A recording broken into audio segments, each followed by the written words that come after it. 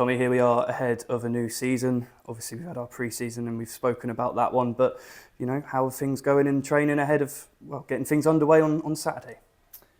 Well, we're all ready for it. I think most people in football will tell you this, the managers, coaches, players. Pre-season's a necessity, but it's often it's a false positive, really, because whilst things are getting better as you're going along, fitness levels are getting better, the lads' minutes per game are getting more. You like to land at this period in the year with as many of your players as fit as possible. So there's the choices for the manager to pick before the first game is the best. It should be the best it's ever going to be in terms of you're going to pick up little niggles and knocks along the way. But as has been publicised quite recently, we've had a couple of really poor results in terms of Ollie Scott and Josh Brookin added to the four lads from last season. So there's no good us worrying about that. At the end of the day, we've got to move on, and that'll be somebody else getting an opportunity. I'm delighted to have added Will, earlier in the week. I think he brings experience, knowledge of the game above this level, and he'll be a really good help to the young lads we've got in the back line. So look, we're on the way to Altrincham on Friday morning after training. Always a difficult place to go. Phil knows his onions, and he's got a good group of lads and a definitive way of playing. So we've never had an easy game against them in the 4 or 5 times we've played them since I came to the club. So we'll expect a tough game, but we'll go there in really good spirits. I think the lads who start the game will be ready. They've got the information that they need, and the lads who finish the game hopefully will be able to bring us something positive home.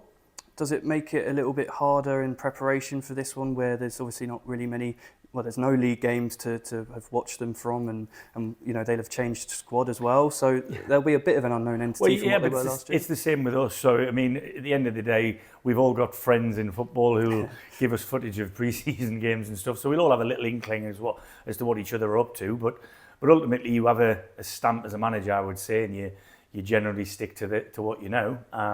And whilst the personnel changes, quite often the method doesn't. So we're like that. I think we'll get an attacking game. 2 teams who want to play football, want to try and score more goals than the opposition. That's the aim of the game. But we got to keep it all intact and remember it's the first game of 46 league games first and foremost. But it could be the first game in what could be 60 as it was last year. So win, lose or draw, it's not the be all and end all. It's the next game.